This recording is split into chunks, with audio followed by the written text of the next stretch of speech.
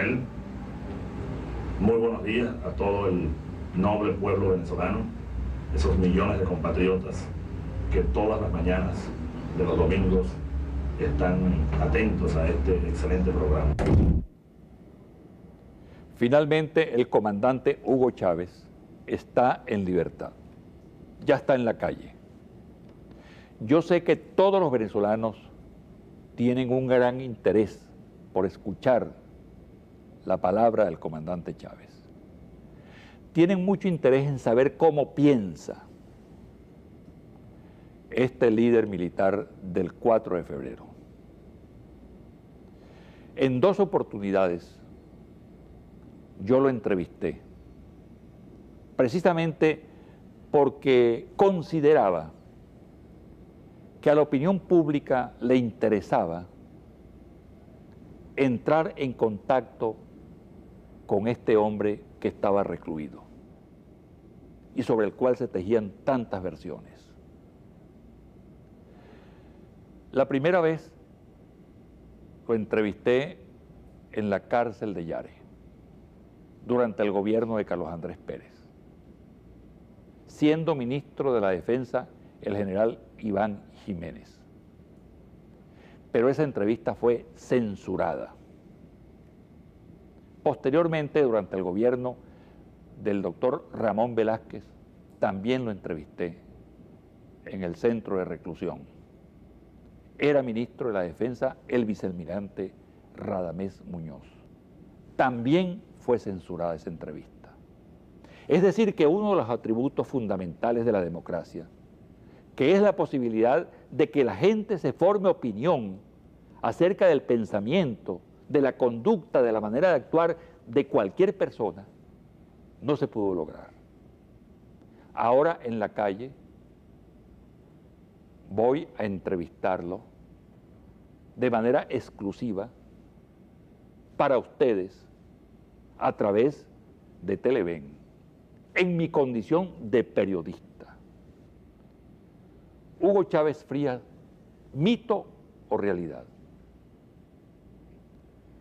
Para algunos es un mito, para otros un verdadero liderazgo que emergió de la situación del país a partir del 4 de febrero.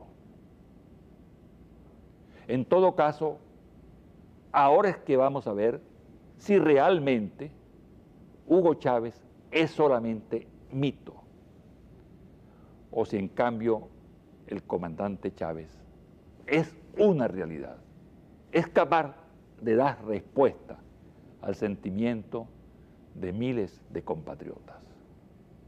De seguida voy a entrevistar al comandante Hugo Chávez.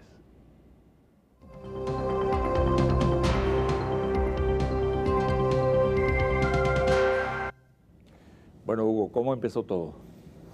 Bueno, primero que nada, buenas noches, José Vicente. Ya tú decías en la entrevista anterior a este encuentro nuestro que era como comerse ahora las maduras, ¿no? Y yo le agregaría que la tercera va la vencida. Después de 2 intentos de Yare, de pasar un programa, una entrevista para decirle al pueblo venezolano un poco nuestras inquietudes, un poco hacer contacto con esa realidad de la cual nos mantuvimos alejados durante 2 años y tanto. Aquí estamos, felizmente, así que te agradezco a Televen y a todos los amigos que han hecho posible esto, ¿no? Y bueno, ¿cómo empezó todo? Exacto. Para mí, todo empezó un domingo, 8 de agosto de 1971. Ese día ingresamos a la Academia Militar, la casa de los sueños azules, José Vicente. Yo, en la mañana de hoy, a las 11 de la mañana, estuve en la Academia Militar, el último sitio que visité uniformado con la boina de paracaidista y uniforme moteado de campaña del ejército venezolano, fue la Academia Militar. Allí comenzó todo. ¿Por qué comenzó todo allí? José Vicente, comenzó todo allí porque fue como cuando un joven de 17 años, que era yo entonces, ingresé allí junto con un grupo de compañeros, la promoción Simón Bolívar, entre ellos el recordado Felipe Acosta Carles, Jesús Ortiz Contreras, Joel Acosta Chirino, Jesús Urdaneta Hernández. Bueno, nos conseguimos con un mundo de sueños, con una utopía muy propicia para el tiempo que estábamos enfrentando. Fue una generación militar, y mejor dicho, es una generación militar que comenzó a avanzar más en consonancia con el mensaje de Simón. Y allí comenzamos a ver un mensaje distinto, un mensaje renovador, aquello de oír todos los días, por ejemplo, la Academia Militar forja hombres dignos y útiles a la patria. Todos los días leer y repetir un código de honor, absorber de aquellos chaguaramos que esta mañana, como te decía, pues lleno de emociones intensas y de 20 años de recuerdos que se me vinieron en tropel en pocos segundos. Ahora, permíteme una cosa. Mucha gente en la calle tiene una percepción distinta de las Fuerzas Armadas, de eso que tú en este momento estás como idealizando. ¿Por qué esa percepción? Bueno, habría que analizar, ¿verdad? Segmentar un poco esa percepción. De repente, las personas o los venezolanos que no conocen lo que se cocina en el horno de la Academia Militar y de las escuelas de formación de oficiales, por supuesto que pudiesen tener esa percepción. Pero yo creo que el resultado está aquí, José Vicente. Después del 27 de febrero de 1989, de aquel genocidio terrible que recordamos con dolor, con indignación incluso, esa generación decidió rebelarse. Ya por supuesto veníamos enfrentados allí a una realidad aplastante, una realidad contraria a aquellos principios que absorbimos, que nos fueron introyectados en la Academia Militar y en los primeros años de la profesión. Entonces fue un choque terrible entre un mundo idealizado por nosotros, eso de servir a la patria hasta perder la vida y ver que la patria estaba siendo destruida por quienes la dirigieron. Entonces yo creo, mira, que eso que tú llamas idealizado se ha concretado. Las rebeliones del 92 son la concreción histórica de ese sentimiento, de ese ideal que comenzó allí en la Academia Militar de Venezuela. Carlos Andrés Pérez, a la hora de analizar ese movimiento, habla persistentemente de que ustedes formaban una logia. ¿Realmente formaban una logia? Bueno, si una logia son 10.000 hombres que insurgimos el 4 de febrero, y 6.000 más aproximadamente que insurgieron el 27 de noviembre. Bueno, yo creo que hay un desfasaje entre el concepto de logia, ¿verdad?, y la realidad que aquí ocurrió. Ese discurso fue muy lanzado un poco a la opinión pública y al seno de las Fuerzas Armadas después del 4 de febrero. Recuerdo que el mismo general Ochoa Antich se prestó para repetir como caja de resonancia ese mensaje del expresidente Pérez, un poco por, bueno, minimizar lo que fue un cisma histórico que a medida que nos alejemos del año 92 y a medida que evaluemos en el futuro lo que en Venezuela ocurrió, está ocurriendo y va a ocurrir a finales de siglo, veremos la magnitud de eso que llaman logia un poco en términos despectivos. La logia es otra cosa, todos sabemos lo que es una logia. Esto es una generación que está de pie, José Vicente. Y yo, mira, hoy en el Fuerte Tiuna me despedí de viejos amigos, pasé por la vieja Colina Sosa, donde trabajé varios años, ir a la academia. Allí está una generación y muchos me veían, a muchos me les acerqué a saludar. Y bueno, allí está esa generación y el país, Venezuela y Latinoamérica sabrán lo que significa esa generación de militares. Entonces, un poco es esa la explicación que yo le daría desde mi punto de vista al señalamiento de Carlos Andrés Pérez de que somos o éramos una logia militar. ¿Tú crees que se ha cerrado la brecha entre el país militar y el país civil? No.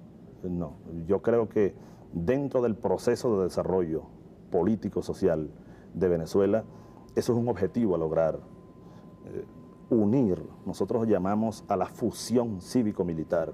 El mundo militar no puede seguir aislado y minimizado. Mira, recordando en este momento a ese gran general que fue Elio García Barrios, quien murió hace un año en el hospital militar, en conversaciones que tuvimos después del 4 de febrero, decíamos que los militares no pueden seguir siendo los grandes mudos del escenario.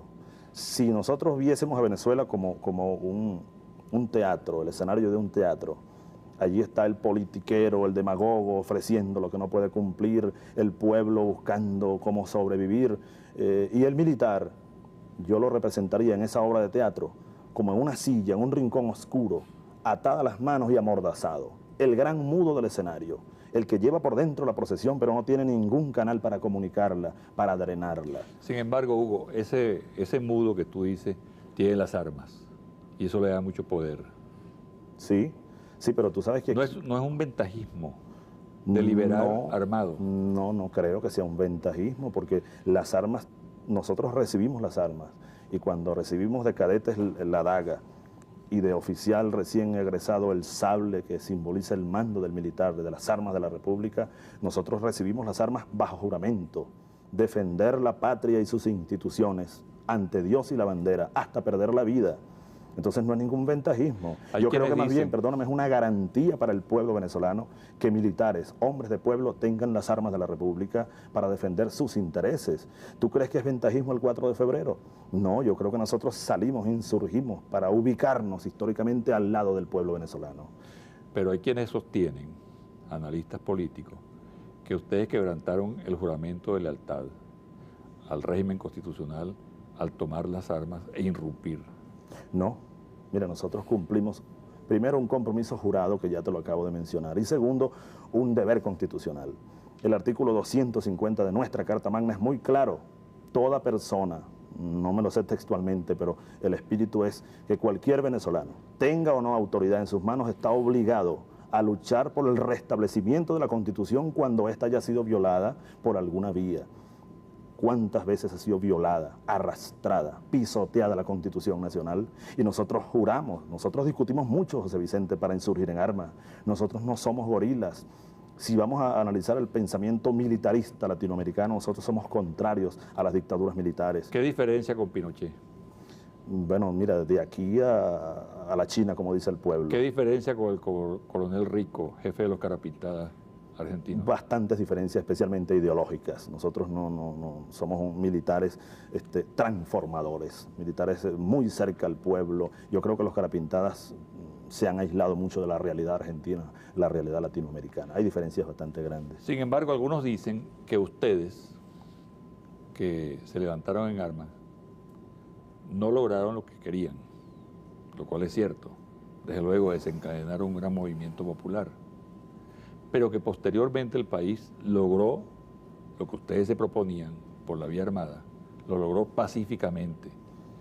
Una decisión de la Corte Suprema de Justicia que saca a Carlos Andrés Pérez de la presidencia de la República, la decisión luego del Congreso, que nombra a Ramón Velázquez, y posteriormente la elección del 5 de diciembre, que sella la suerte final del perecismo.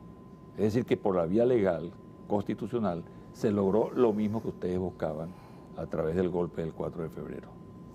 Yo creo, José Vicente, que quienes sostienen esa posición, quienes tratan de convencer al país de que eso es una realidad, están manipulando lo que aquí ha ocurrido. Nosotros siempre lo dijimos, y yo te lo decía un poco en esas entrevistas censuradas del año 92, y bueno, algunos reportajes interesantes que algunos valientes periodistas hicieron con nosotros. Siempre lo dijimos, cuando cayó Pérez, aquí se exigen cambios profundos.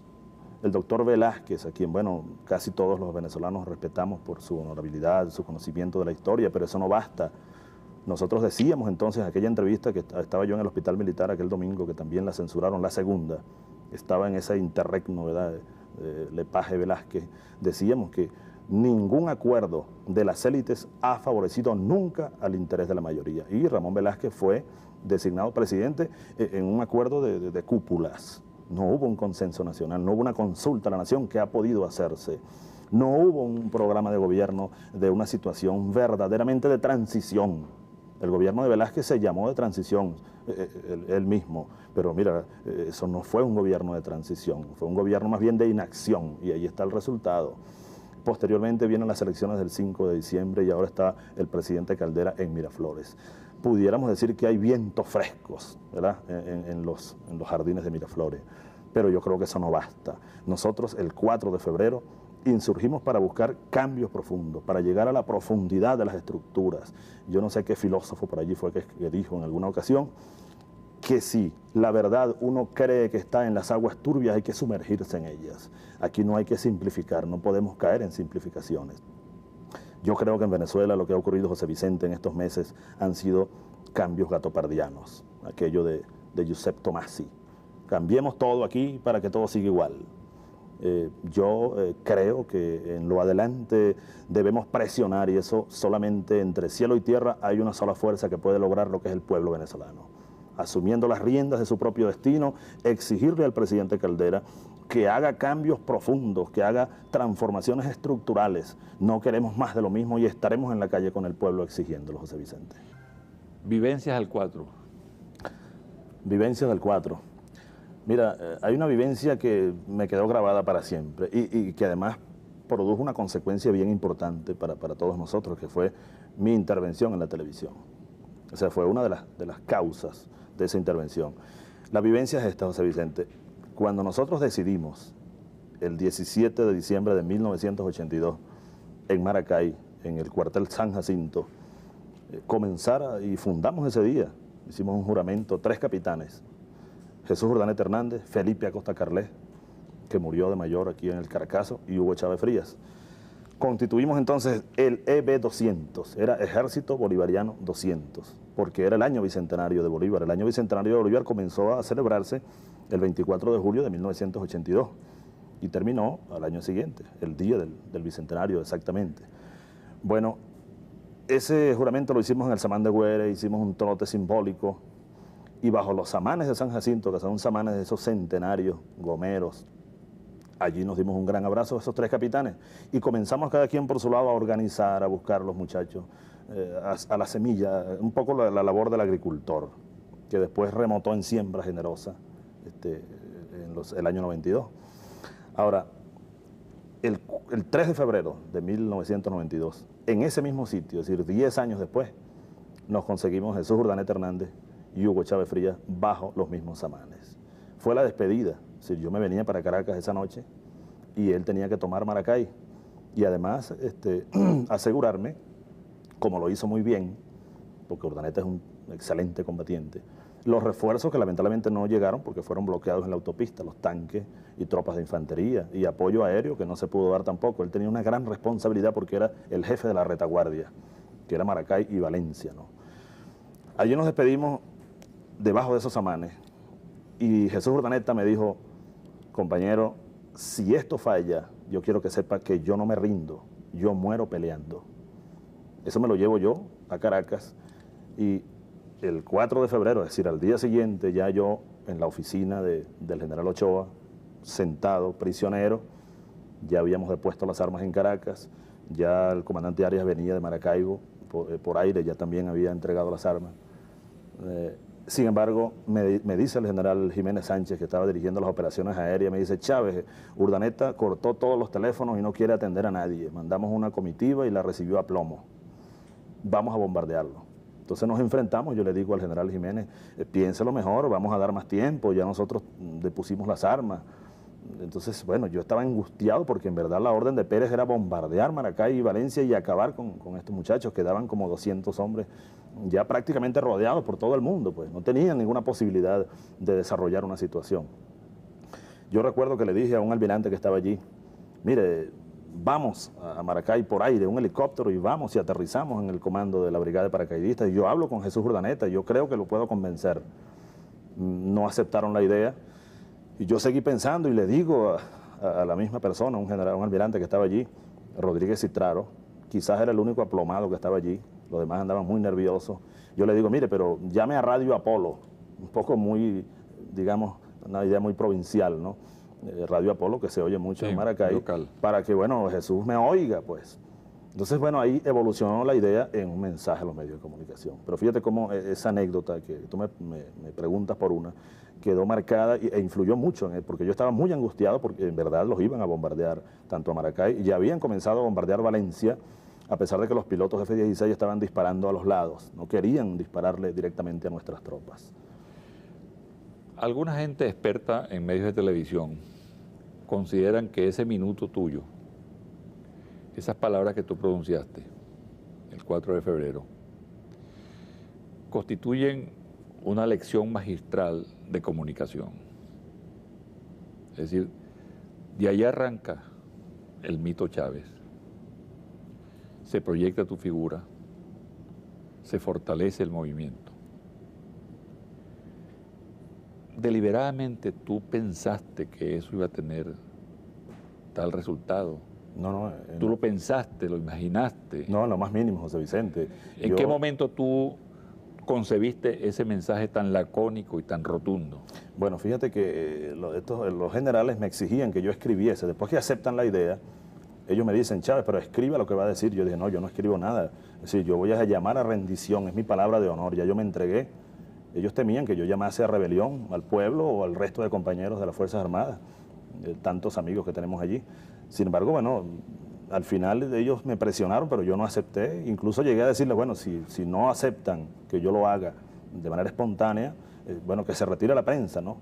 Pero ellos estaban muy temerosos de que la situación degenerase, ¿no?, en una rebelión de mayores magnitudes, y lo aceptaron. Ahora, mira, las palabras brotaron, José Vicente. En verdad yo tenía unas 2 o 3 ideas, y allí está el discurso. Yo lo vi después en un programa que tú pasaste, estábamos ya en el San Carlos, y te digo, jamás pensé, pues de manera deliberada, no lo hice con esa intención de generar ese impacto sociológico que después fue calibrado por científicos sociales.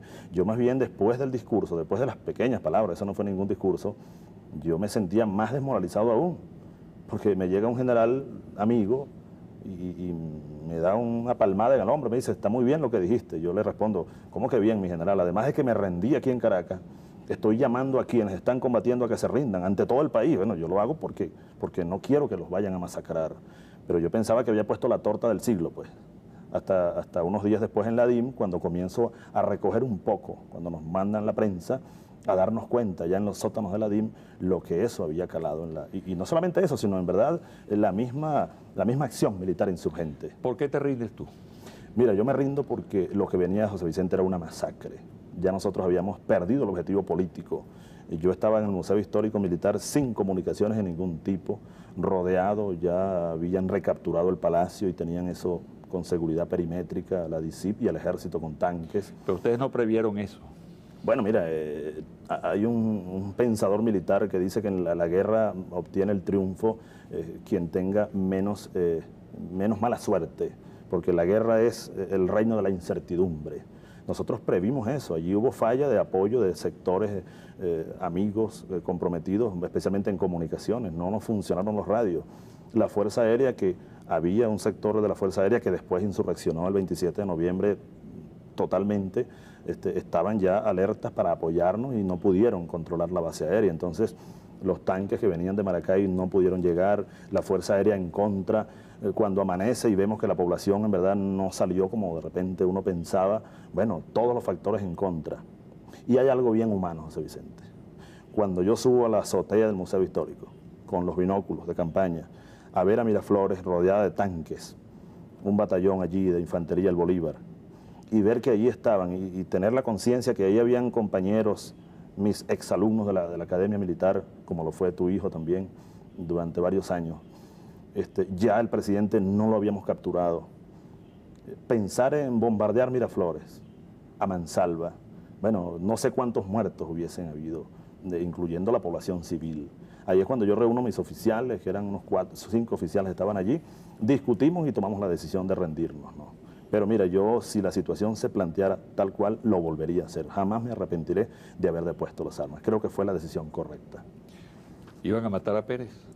No, la orden que nosotros habíamos dado era capturar a Pérez y hacerle un juicio ante el país nacional. Matar a Pérez, nosotros discutimos mucho eso en los últimos días especialmente, porque había un sector que sí quería matar a Pérez, sector militar nuestro, ¿no? Pero en verdad los comandantes decidimos que no era necesario, porque yo creo que Carlos Andrés Pérez no merece pasar a la historia como un mártir de la mal llamada democracia. Matar a Pérez era iniciar un nuevo gobierno con un gran error político. Era echarse todo el mundo en contra. En cambio, capturarlo y demostrarle al mundo, bueno, lo que después se demostró, apenas la punta de un iceberg. ¿Tú piensas que cuando él dijo, justamente en ese episodio en que fue sacado de la presidencia, que él hubiera preferido otra muerte, se estaba refiriendo a esa muerte? Yo creo que en el fondo él, así como José Antonio Páez, bueno, aunque la comparación es muy grande, por supuesto, pero Páez en sus memorias da dolor como venezolano leer lo que dice Páez ya anciano, que hubiese preferido morir en Carabobo, porque él sabe que después la oligarquía lo lo utilizó y lo puso a espaldas del pueblo venezolano. Y él se dio cuenta, ya anciano, ¿no? Pérez, yo creo que allí el subconsciente hizo que él reconociese. Nosotros le hubiésemos hecho un favor a Carlos Andrés Pérez matándolo el 4 de febrero y de eso estábamos muy conscientes. ¿Cuál es tu opinión sobre él? Sobre Carlos Andrés Pérez. Mira, en una ocasión utilicé una figura que me surgió y yo creo que la voy a repetir. Un quiste en el cuerpo de la patria. Fue un accidente histórico para Venezuela. Hombre del llano. Bueno, hombre del llano, amante del llano. Nostálgico por el llano. En estos días pasados me llamó la gente del Orsa al hospital militar y me tenían una recepción el 19 de marzo, ¿no? No pude salir antes por la negociación que se trancó por esos días un poco, ¿no? Pero el llano, bueno, es un mundo de recuerdos, José Vicente. Como decía Gallego, todo caminos como la voluntad. El llano lo lleva el llanero en el alma, en la sangre, y se refleja en la música, especialmente en el folclore. Hace 2 noches hubo un buen evento en la Universidad Central donde estuvo Reina Lucero y otros artistas más. Bueno, fue el movimiento bolivariano que lanzó ese mensaje un poco por esto. De la profundidad del llano nació el golpe, y nació, no el golpe militar, nació el golpe llanero, nació el joropo. De esas tierras de Juan Parao, ese es un arma fundamental que tenemos para la transformación, José Vicente, el folclore. Yo le decía a un buen amigo, compositor, Pedro Felipe Sosa Caro, teniente coronel retirado de la Guardia Nacional, compositor entre otros temas de Alcaraván Compañero, le decía a Reina Lucero hace poco, gran amiga, a Eneas Perdomo, esa gloria del canto venezolano, que bueno, tenemos que unirnos en un gran frente folclórico nacional para utilizar esa arma contra la invasión de Superman y esos superhéroes que han desdibujado el alma nacional. ¿Por qué ingresas tú a las Fuerzas Armadas? Mira, yo ingreso a las Fuerzas Armadas y creo que se lo dije en alguna entrevista, ya lo dije, no sería una primicia en todo caso, pero hay un detalle bien importante. Hace muy pocos días... primicia no me la... No, pero yo creo que hay detalles bien importantes, bien de lo que es la vida de un joven, José Vicente. El 16 de marzo, último que pasó, se cumplieron 25 años de aquel avión que cayó en Siruma. Allí iba Isaías Látigo Chávez, era mi ídolo, yo tenía 13 años entonces. Cuando muere el Látigo Chávez, para mí fue un golpe, bueno, terrible, ¿no? Yo jugaba béisbol ya en el equipo junior de Barinas, y bueno, un poco esos sueños de juveniles, ¿no? Yo me juraba diariamente que iba a ser como el Látigo Chávez después que él murió. Y me empeñé y logré, bueno, llegar a la selección de Barinas. Yo no quería venirme a la Academia Militar cuando me propusieron unos compañeros que sí entraron el año anterior. Yo me negué a venirme con 4º año. Al año siguiente ellos van de vacaciones, uniformados ya. Yo estaba en 5º año de bachillerato en el Liceo Oleri.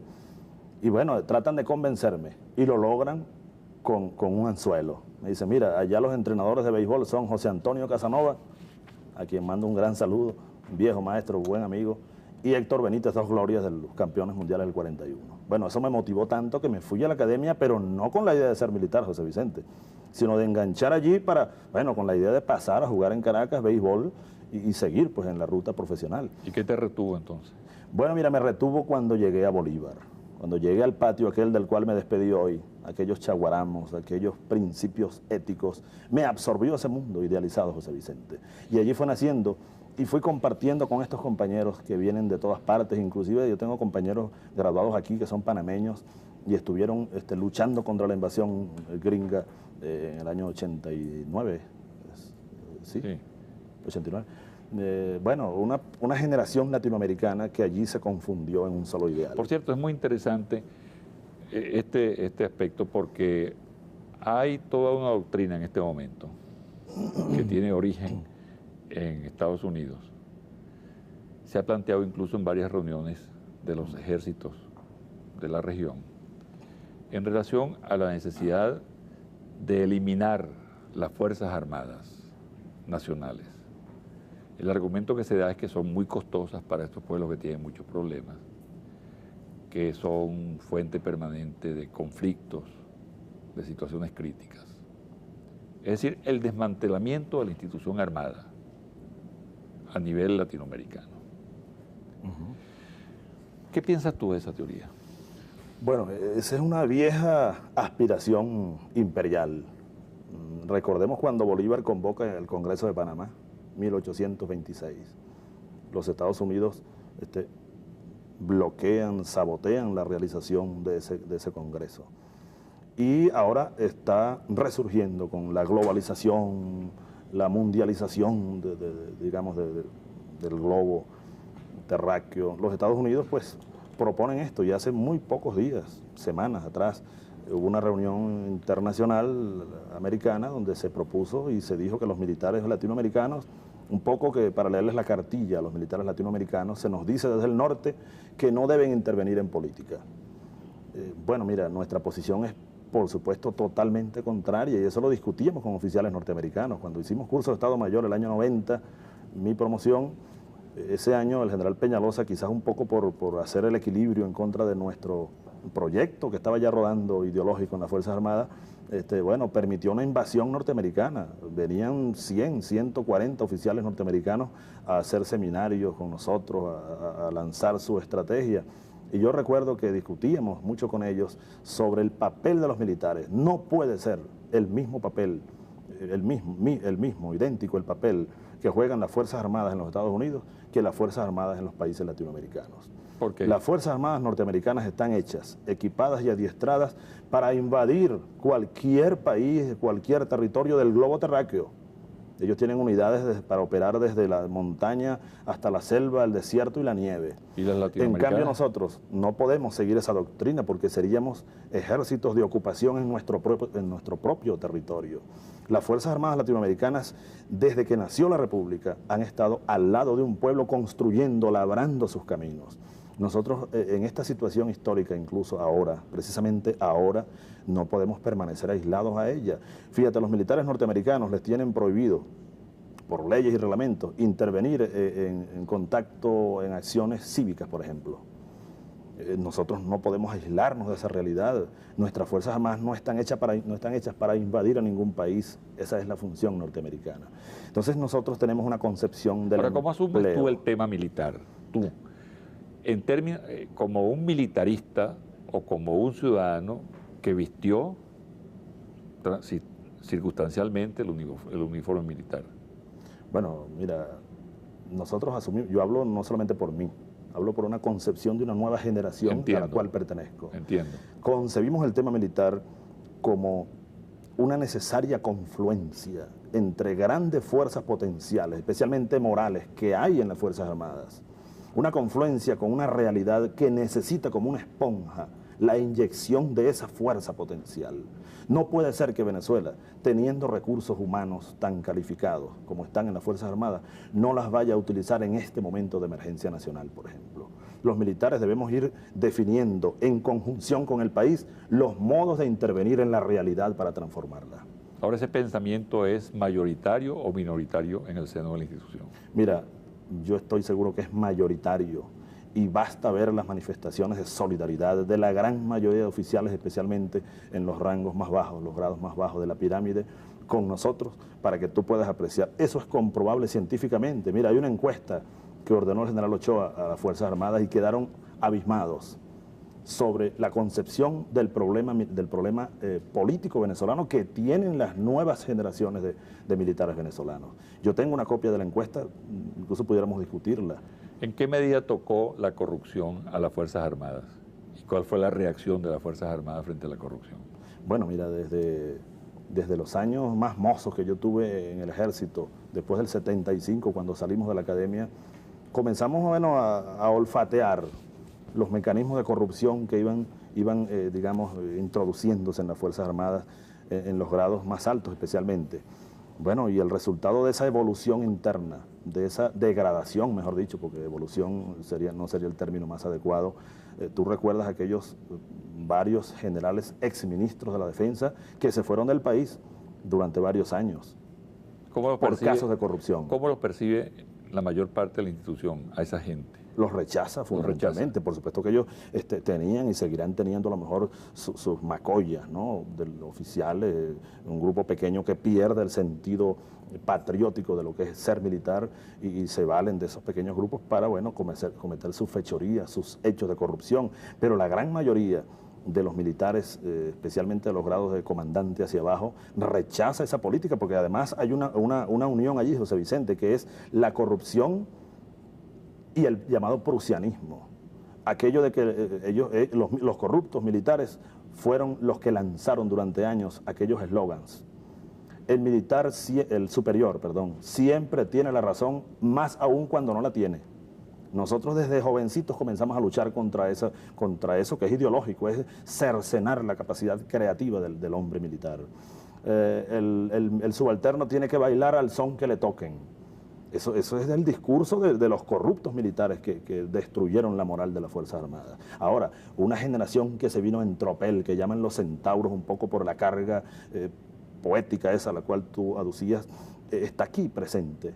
Y no nos hemos ido del ejército. Allí estamos. Yo hoy me despedí de dos oficiales subalternos en la Academia Militar que estaban de guardia y les dije lo que le digo en este momento a todos mis compañeros militares. Los buenos soldados nunca se van, se quedan confundidos en el viento, decía un viejo poeta. Entonces ahí estamos presentes. Esa es una nueva generación, te digo que si las cosas no cambian en Venezuela, hay que prestarle atención a lo que pasa en el ejército y en las Fuerzas Armadas venezolanas. El golpe es un tema que subyace siempre en la política venezolana y con motivo de la crisis tiene repercusiones muy grandes. Recientemente el senador Hilarión Cardoso, presidente de COPEI, habló del golpe. Habló de un golpe de grupos económicos que estaban estimulando a la gente del 27 de noviembre. Habló de un golpe insurreccional en el cual estaría comprometido la gente del movimiento del 4 de febrero. Habló de bandera roja, habló de la causa R, etc. Ese tema tiene una repercusión en el país, tiene sus efectos. Y al mismo tiempo creo que da la posibilidad de discutirlo. Lo dicho por Cardoso abre las puertas a una discusión transparente de ese tema, porque no solamente está ese golpe del cual habla Hilarión, sino otros golpes de los cuales se habla a sotoboche en el país. ¿Qué piensas tú sobre eso? Bueno, José Vicente, después del 4 de febrero, según la contabilidad que llevamos nosotros con nuestros órganos de inteligencia, se fraguaron, se prepararon no menos de 5 golpes de Estado en Venezuela. Nosotros, y eso también lo va a saber el pueblo venezolano, la nación venezolana, con claridad, nos opusimos, y lo dijimos desde el San Carlos, los primeros días de nuestra prisión. Nos oponemos a un golpe de Estado tradicional, porque el nuestro lo llaman golpe, pero en el fondo, si analizamos y comparamos la realidad, la historia latinoamericana, nuestro movimiento insurreccional tiene muchas diferencias con los golpes militares clásicos. Entonces te decía que hubo no menos, que yo sepa, que sepamos nosotros, no menos de 5 intentos de golpe entre el 4 de febrero y el 5 de diciembre de 1993. El último, el vicealmirante Radamés Muñoz León. Nosotros activamos incluso para diciembre todas nuestras fuerzas civiles y militares para contragolpear. Allí es cuando viene el allanamiento a Yare, nos quitan los celulares, nos aíslan, nos presionan, porque estábamos preparando una reacción ante el golpe. ¿Tú crees que el exministro de la Defensa estaba planeando un golpe? Sin duda. Si es que conmigo se comunica un emisario del ministro de la Defensa, del exministro de la Defensa. ¿Para qué? Y nos piden neutralidad, porque ellos saben que nosotros tenemos base militar y ellos no la tienen. Los tenientes, capitanes, subtenientes, sargentos, soldados, creen más en nosotros que en los generales que conducían por lo menos el alto mando en ese momento, que nos trataron muy mal. Radamés Muñoz llegó a decir, vamos a colocarlos, y nos colocó peor que los presos comunes, sin derecho a tener un radio, un televisor, sin derecho a una neverita para la dieta, es decir, una requisa salvaje a nuestros familiares y a nosotros mismos, ¿no? Y al mismo tiempo pretendió utilizarlos en un golpe. Sí, nos pedía neutralidad un poco para ganar tiempo y después quizás tomar otras acciones con nosotros, ¿no? Entonces yo no tengo la menor duda que ese golpe iba para los primeros días de diciembre de 1993. Antes de las elecciones. Sí, unos días antes de las elecciones, ¿no? Muy torpe, por cierto, escoger unos días antes de las elecciones. Ahora, en este momento, hablar de golpe, yo no sé cuáles razones tendrá el doctor Cardoso para hablar de golpe en este momento en Venezuela. Yo tiendo a pensar que más bien es un elemento de coacción para un poco chantajear al gobierno del presidente Caldera y justificar también una supuesta unidad del sector que él representa con sectores del gobierno. Pero yo realmente no creo que en este momento haya posibilidades ciertas de un golpe de Estado en Venezuela. Hugo Chávez borra cualquier posibilidad de que haya en este momento un golpe. Sí, me atrevo a decirlo. Aunque bueno, como te decía, meterse a futurólogo es bien comprometido. De repente mañana aparece algún general, algún almirante intentando un golpe de Estado, pero yo creo que no hay las condiciones. Nosotros recuerdo, José Vicente, que cuando ganó las elecciones, la campaña electoral que ganó Carlos Andrés Pérez, nosotros discutimos esas semanas antes y decíamos que era más fácil tumbar a Eduardo Fernández que a Carlos Andrés Pérez. Desde ese punto de vista nos convenía que ganara Fernández, ganó Pérez.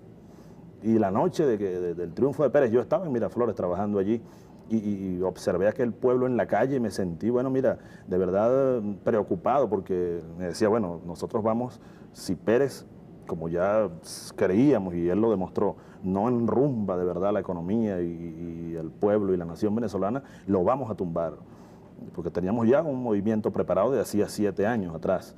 Entonces, ahí fuimos llevando esto. Y nosotros analizamos entonces la teoría del chinchorro. Es decir, un gobierno que está comenzando es muy difícil de que un movimiento militar pueda tumbarlo. ¿Por qué? Porque hay una gran expectativa popular. Pero en la medida que el gobierno, si no sabe conducirse en política, las políticas económicas, las políticas sociales, la política militar, comience a caer de nivel, llega al punto más bajo del chinchorro, ahí es cuando hay que golpear. Nosotros hicimos eso el 4 de febrero. Estaba en su punto más bajo el chinchorro de Carlos Andrés Pérez y lo golpeamos y lo tumbamos sin duda. Se cayó del chinchorro, aunque un poco retardado. Pero en este momento estamos como en la parte alta del chinchorro. Dependerá del doctor Caldera, dependerá de su equipo de gobierno, dependerá de cómo lleven el rumbo en estos meses que vienen, que esa línea siga la trayectoria de un chinchorro o se mantenga incluso ascendente. Ojalá sea ascendente, José Vicente, porque nosotros no somos masoquistas, pero nuestro compromiso está con el pueblo. No hay compromiso con más nadie. Entonces estaremos bien pendientes de cómo va esa línea, si va a chinchorrear o va a elevar la realidad nacional a nuevas situaciones de justicia, de dignidad, de moral, de desarrollo, de igualdad, etcétera. Se habla mucho de las diferencias que existen entre ustedes, las diferencias tuyas con Arias Cárdenas, las diferencias con Visconti. ¿Qué magnitud tienen esas diferencias? ¿Existen realmente o no existen? Mira, por supuesto que existen, José Vicente. Alguien dijo, donde tú ves a 2 hombres debajo de una planta, de una mata, conversando, ya hay 2 mundos allí, dos maneras de concebir la realidad. Entre Francisco Arias, que es para mí como un hermano, y Hugo Chávez, pues hay diferencias de enfoque y el país ya las conoce casi todas. Pero esas diferencias son superficiales. En el fondo somos 2 hombres, 2 luchadores que, bueno, decidimos tomar esta senda y abandonar la perspectiva de seguir una vía militar, ascendiendo, usufructuando un poco de los recursos del sistema, para, bueno, sacrificarnos con un grupo de compañeros como generación. Pero en el fondo somos eso, una identidad. Y fíjate que nos sirvió de mucho las 2 semanas que pasamos juntos en el Hospital Militar, Arias y yo, para conversar nuevamente, aislados de otro tipo de presiones, de otros comentarios destructivos, divisionistas, para volver a encontrarnos, aquellos muchachos que nos conocimos el año 71, pues yo cuando entré a la Academia Militar, Francisco Arias era cadete de 2º año y yo llegué a su pelotón. Y desde ahí comenzó una amistad, porque veía yo en él a alguien diferente, ¿no? Y entre el general Visconti y Hugo Chávez, pues hay diferencias que también yo creo que con conversaciones serias de venezolanos responsables que somos, vamos a solventarlas y yo esperaré que regrese el general Visconti y pronto haremos una reunión para buscar la unidad de todos estos factores militares que insurreccionamos, que decidimos tomar la vía de las armas para cambiar el rumbo nacional, y yo creo que lo logramos a pesar de que no logramos pues tomar el poder de manera efectiva. Pero son diferencias superficiales, José Vicente. ¿Cuántos quedan aún presos? Hay un grupo pequeño de oficiales del 27 de noviembre que está preso aquí todavía, no pasa de 20, y el grupo de los que están en el exilio. ¿Se puede hablar de pacificación? Mira, la pacificación es un proceso difícil. Esto pudiera ser el primer paso para un proceso de pacificación nacional. Pero aquí yo quiero insistirle al presidente de la República que enfoque con un buen lente ese proceso que ya se ha comenzado a llamar pacificación. La pacificación de las Fuerzas Armadas y de la nación va mucho más allá de nuestra libertad física. Solamente, ¿En qué sentido? Mira, explícate. En las Fuerzas Armadas hay una situación bien difícil. La calidad de vida de los militares, la manera como se siguen manejando las Fuerzas Armadas al subalterno, el trato al subalterno, en contra de esa expectativa, de ese enfoque crítico, terriblemente crítico que tiene el militar de hoy, especialmente los más jóvenes, sobre la realidad nacional. Es decir, el militar de hoy lee la prensa con regularidad, estudia y va a alguna universidad, aprende desde pequeño, desde cadete, la metodología científica de analizar una realidad que lo circunda. Si a esos muchachos no se les abre un cauce para participar en una discusión, por ejemplo, a través de una asamblea constituyente con sus propios representantes, ¿por qué no? Fíjate que yo creo que, hablando de pacificación nacional, la única vía en este momento que pudiera garantizar la paz futura de la nación sería convocar a una Asamblea Nacional Constituyente. Eso permitiría reunirnos en soberanía, convocar al soberano, que es el pueblo nacional, el pueblo venezolano, para refundar la República, para darle un nuevo rumbo a la nación, para decirle al mundo, bueno, aquí estamos reunidos en Asamblea Popular, en los venezolanos, para discutir quiénes somos y hacia dónde vamos. Y convertir esa discusión en un gran proyecto nacional que tenga rumbo, que tenga destino cierto. Ese es un tema político muy importante. Es bueno que tú lo hayas tocado. Hay gente muy partidaria de la constituyente, hay gente que tiene sus reservas. Se dice que las constituyentes casi siempre dejan las cosas en el mismo sitio. Y se cita, por ejemplo, la constituyente colombiana, e incluso la Asamblea Constituyente después del golpe del 45. Constituyente en base a qué fuerzas, porque hay un esquema electoral, hay una cultura electoral en el país, como acaba de pasar también en Colombia, donde las grandes maquinarias electorales terminan por controlar la situación. ¿Tú te paseas por eso? Sí, por supuesto. Pero es que precisamente por ese mismo marco, digamos, jurídico, político, que encierra y niega cualquier posibilidad de desembarazarnos de esta tragedia nacional, precisamente en eso es que se fundamenta la necesidad de una constituyente. Tú hablas del caso colombiano, pero veamos el caso peruano. Es más, vámonos más atrás y aquí mismo en Venezuela. El Congreso Constituyente de 1811, para refundar la República, para decirle al mundo, aquí estamos, somos soberanos y vamos a llevar el destino de esta República venezolana. Yo creo, te insisto, en que esa es quizá una de las pocas vías que tiene este gobierno, convocar constituyente para darle participación al pueblo venezolano. ¿Cuál fue el nivel de abstención en las elecciones de diciembre? Altísimo, creo que el más alto en la historia reciente venezolana. Es decir, la gran mayoría de los venezolanos no quiso ir a elecciones, no quiso seguir el mensaje alienante de los partidos políticos. ¿Tú vas a trabajar por una constituyente? Vamos a trabajar por una constituyente. ¿Y cómo vas a trabajar por una constituyente? Bueno, mira, ¿A través de qué el instrumento de trabajo organizativo será el Movimiento Bolivariano Revolucionario 200. Ese movimiento va a presionar, va a llamar al pueblo a asambleas a nivel nacional para organizarse y exigir la convocatoria a una constituyente, y tenemos todo un proyecto en estudio para presentarlo al gobierno nacional y a la clase política nacional. Dependerá de ellos recibirlo o no, pero yo creo que es necesario porque abriría los cauces a una nueva situación de transición. Nosotros, por ejemplo, proponemos que aquí, y tomando a Simón y su palabra de Angostura de 1819, yo creo que es bien propicia la realidad actual para constituir el poder moral, el poder electoral, eso que tú señalabas. No puede ser que el Consejo Supremo Electoral, en toda su pirámide, en toda su estructura organizativa, esté manejado por los cogollos políticos, desde el mismo Consejo Supremo hasta la última organización a nivel municipal para conducir un proceso eleccionario. Los partidos políticos tienen que echarse a un lado y dejar eso en manos del pueblo. El pueblo debe elegir asambleas electorales permanentes, por ejemplo, que puedan llamar a referéndum en cualquier momento, en cualquier sitio de la nación. Eliminar ese vicio de las asambleas legislativas que ahora están destituyendo gobernadores por capricho de los cogollos regionales. Eso es muy peligroso porque puede llevarnos a la anarquía nacional. Entonces, constituyentes, sentarnos, detener la marcha del carro que va hacia el abismo, que sigue yendo preocupantemente hacia el abismo, y entonces refundar las bases de la República. Yo creo que eso abriría, te repito, el paso a una nueva situación de transición, a una nueva situación de dignidad, de justicia, de moral, de trabajo, de integración nacional.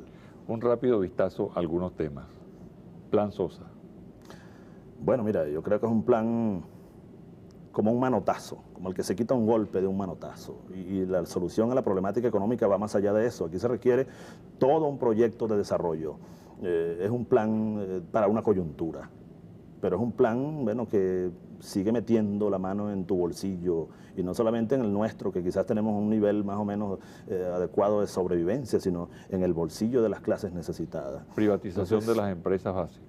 El Estado, yo creo que debe mantener, por razones estratégicas, el control sobre empresas básicas, fundamentalmente. Una nación no puede entregar sus sectores estratégicos al capital o al interés internacional, que precisamente quiere destruirnos como nación. El Banco Latino. El Banco Latino creo que es la punta de un iceberg. Es decir, es el reflejo de una situación de degradación total. La clase política y los sectores económicos dominantes, bueno, mira, acabaron y rasparon la olla del Tesoro Nacional durante estos últimos 25 años. Pero como ya no hay, digamos, recursos para llevarse del Tesoro Nacional, ahora se llevan los recursos de los contribuyentes y del pueblo venezolano que ahorra, que digamos, coloca allí en la banca privada toda su esperanza para continuar su vida. Entonces es como la continuación del gran robo de esta nación durante muchos años. Se roban el Tesoro Nacional, se acabó el Tesoro Nacional, ahora vamos a robar a los venezolanos. Eso es el Banco Latino. Hasta ahora los militares, cuando pasan a retiro y se meten a la política, prácticamente han fracasado. ¿No puede ser ese el destino de Hugo Chávez? Pudiera ser, pero yo creo que no se trata de Hugo Chávez, José Vicente. En este caso no es un militar, que creo que ha sido así en casi todos los casos anteriores. Algún general, algún coronel que pide la baja o pasa al retiro y bueno, funda un partido político. Hay varios casos. En este caso es una generación, José Vicente. Somos cientos de militares que ahora estamos en la calle y vamos a incorporarnos a la expectativa y a la palpitación que estremece el cuerpo de la nación. Yo creo que por primera vez en este siglo hay un pueblo de pie y tú lo ves allá afuera. Hay un pueblo que quiere un liderazgo que se formó en los cuarteles. Nosotros, yo le digo mucho esto a mis compañeros, vamos a demostrarle a la clase política que no supo conducir a este país cómo en los cuarteles se forjan líderes. Porque los cuarteles y las escuelas militares son escuelas de liderazgo y nosotros pasamos 20 y tantos años allí. No es Entonces cierto, yo creo que no se trata del caso individual de Hugo Chávez, sino perdona, que es que yo percibo en lo que tú estás diciendo cierto mesianismo castrense. Bueno. Por el hecho de ser militares, de haberse formado en la academia militar, podemos cumplir. Bueno, mira, no se trata de que necesariamente sea así, para nosotros es un reto. Pudiera ocurrir lo que tú dices. Yo le decía a una periodista hace varias semanas, bueno, mira, de repente Hugo Chávez se desgasta, como quieren muchos en este momento, están ligando, como dicen, el desinflarse del mito. Bueno, si eso ocurre, que es una posibilidad, me iré a sembrar topochos a la orilla del Arauca o del Santo Domingo. Pero mira, antes de llegar a eso, yo voy a emplear todas mis fuerzas y los compañeros que van a estar conmigo, lo vamos a hacer. Es una prueba, es un reto, José Vicente, no es un mesianismo, yo no lo veo de esa manera. ¿Tú eres un mito? Mira, Aristóteles creo que decía que todo mito tiene una parte de verdad. Si aquí hay un mito en torno a Chávez y el por ahora y lo del 4 de febrero, yo soy esa parte de verdad. Pero no me considero un mito. El pueblo lo dirá y la historia lo dirá. Pero si hay ese mito, José Vicente, yo soy ese núcleo de verdad. Ahora, yo creo que sí hay un gran mito colectivo en la mente de los venezolanos. O sea, cuando hay un sueño de nación posible que te invade tu mente, la mía, y la de millones de seres humanos, desde ancianos hasta niños, hombres y mujeres que habitan este territorio bolivariano, ahí hay un mito colectivo y eso hace los grandes cambios de la historia. En ese mito es que yo creo. ¿Tú te das cuenta de la inmensa responsabilidad que tienes? Trato de palparla en su exacta dimensión. Dicen que el llanero es el tamaño del compromiso que se le presenta.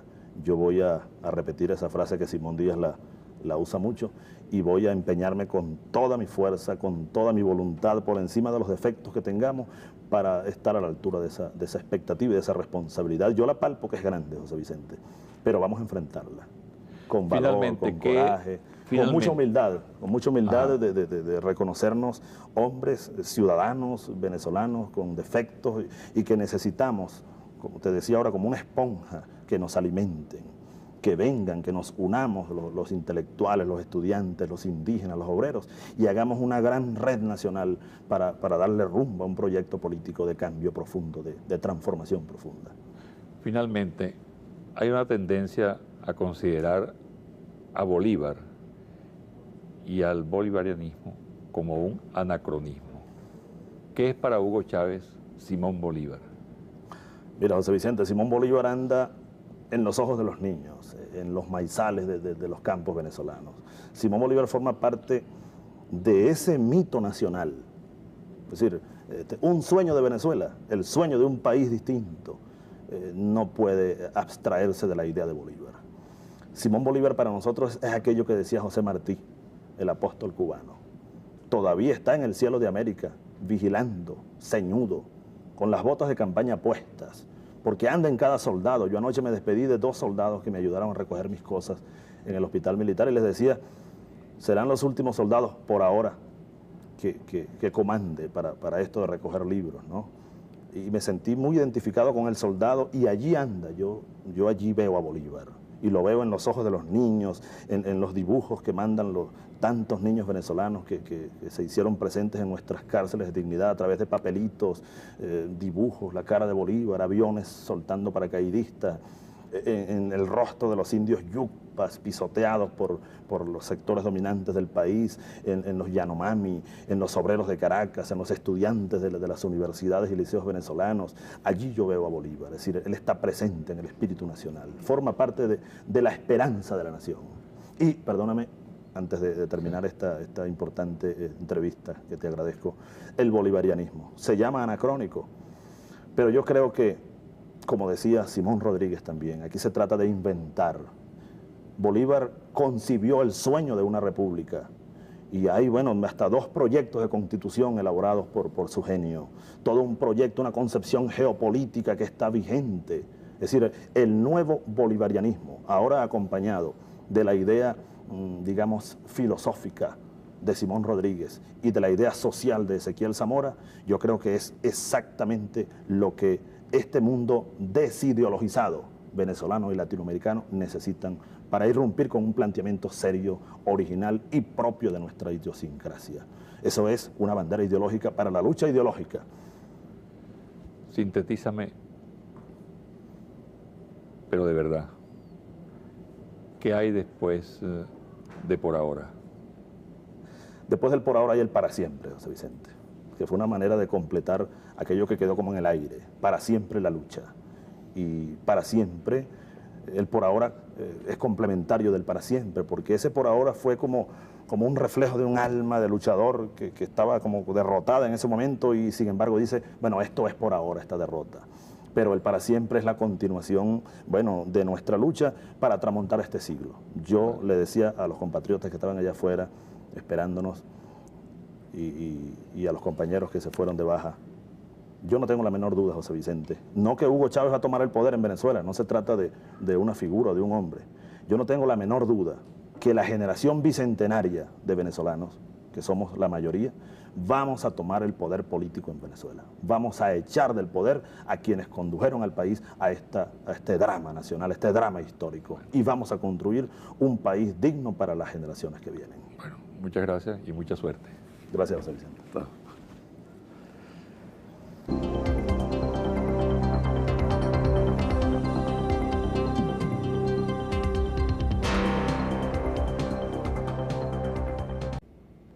pero esa entrevista fue censurada. Posteriormente, durante el gobierno del doctor Ramón Velázquez, también lo entrevisté en el centro de reclusión.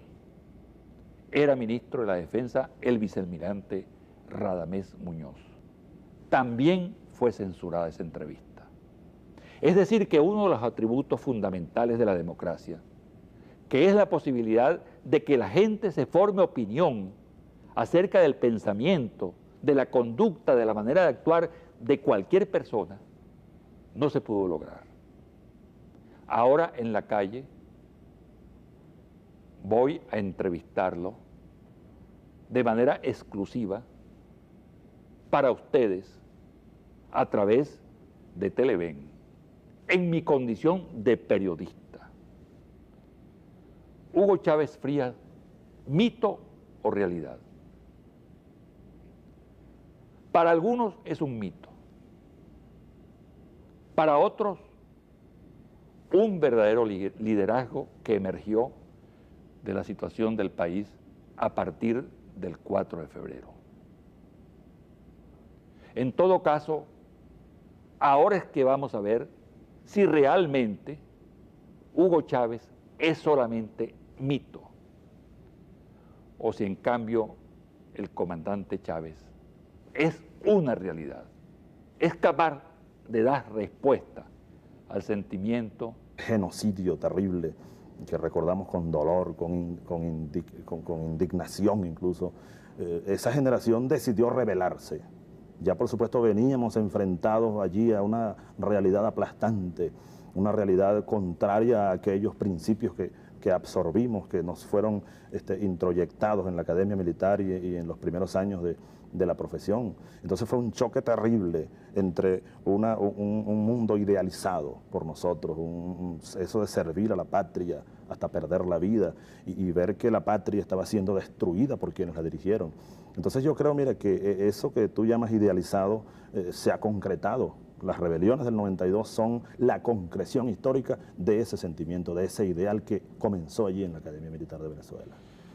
Carlos Andrés Pérez, a la hora de analizar ese movimiento, habla persistentemente de que ustedes formaban una logia.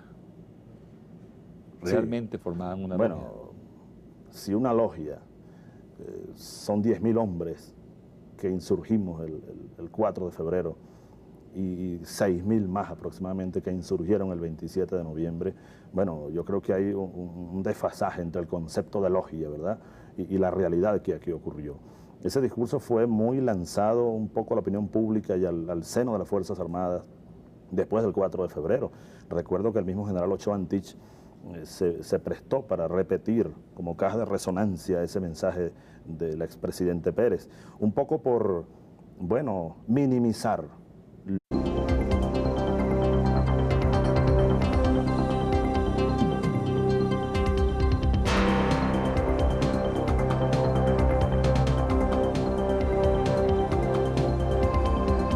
Doctor Ángel, muy buenos días a todo el noble pueblo venezolano, esos millones de compatriotas que todas las mañanas de los domingos están atentos a este excelente programa. Finalmente, el comandante Hugo Chávez está en libertad, ya está en la calle. Yo sé que todos los venezolanos tienen un gran interés por escuchar la palabra del comandante Chávez. Tienen mucho interés en saber cómo piensa este líder militar del 4 de febrero.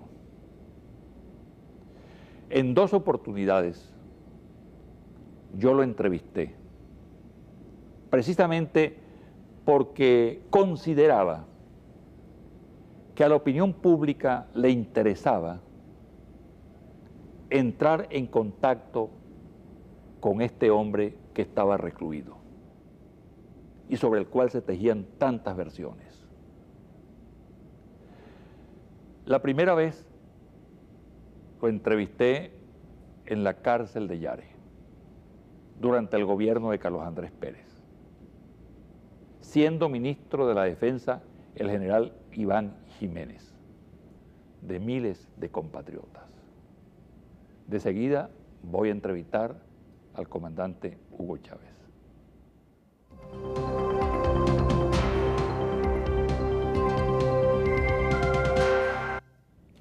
Bueno, Hugo, ¿cómo empezó todo?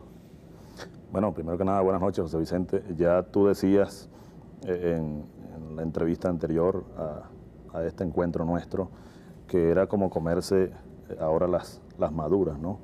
Y yo le agregaría que la tercera va la vencida. Después de 2 intentos de Yare, de pasar un programa, una entrevista para decirle al pueblo venezolano un poco nuestras inquietudes, un poco hacer contacto con esa realidad de la cual nos mantuvimos alejados durante 2 años y tanto. Aquí estamos, felizmente, así que te agradezco a Televen y a todos los amigos que han hecho posible esto, ¿no? Y bueno, ¿cómo empezó todo? Exacto.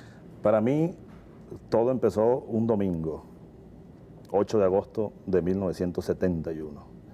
Ese día ingresamos a la Academia Militar, la casa de los sueños azules, José Vicente. Yo, en la mañana de hoy, a las 11 de la mañana, estuve en la Academia Militar, el último sitio que visité uniformado con la boina de paracaidista y uniforme moteado de campaña del ejército venezolano, fue la Academia Militar. Allí comenzó todo. Allí comenzó... ¿Por qué comenzó todo allí? José Vicente, comenzó todo allí porque fue como cuando un joven de 17 años, que era yo entonces, ingresé allí junto con un grupo de compañeros, la promoción Simón Bolívar, entre ellos el recordado Felipe Acosta Carles, Jesús Ortiz Contreras, Joel Acosta Chirino, Jesús Urdaneta Hernández. Bueno, nos conseguimos con un mundo de sueños, con una utopía muy propicia para el tiempo que estábamos enfrentando. Fue una generación militar, y mejor dicho, es una generación militar que comenzó a avanzar más en consonancia con el mensaje de Simón. Y allí comenzamos a ver un mensaje distinto, un mensaje renovador, aquello de oír todos los días, por ejemplo, la Academia Militar forja hombres dignos y útiles a la patria. Todos los días leer y repetir un código de honor, absorber de aquellos chaguaramos que esta mañana, como te decía, pues lleno de emociones intensas y de 20 años de recuerdos que se me vinieron en tropel en pocos segundos. Ahora, permíteme una cosa. Mucha gente en la calle tiene una percepción distinta de las Fuerzas Armadas, de eso que tú en este momento estás como idealizando. ¿Por qué esa percepción? Bueno, habría que analizar, ¿verdad? Segmentar un poco esa percepción. De repente, las personas o los venezolanos que no conocen lo que se cocina en el horno de la Academia Militar y de las escuelas de formación de oficiales, por supuesto que pudiesen tener esa percepción. Pero yo creo que el resultado está aquí, José Vicente. Después del 27 de febrero de 1989, en aquel